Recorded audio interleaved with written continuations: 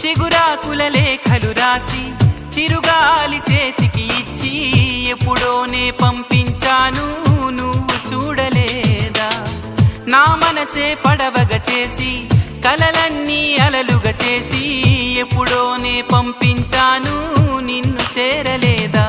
చెప్పాలని అనిపిస్తున్నా, నా ఎదుటే నువ్వు కూర్చున్నా, మనసులోన మాట నీకు చెప్పలేకపోతున్నా.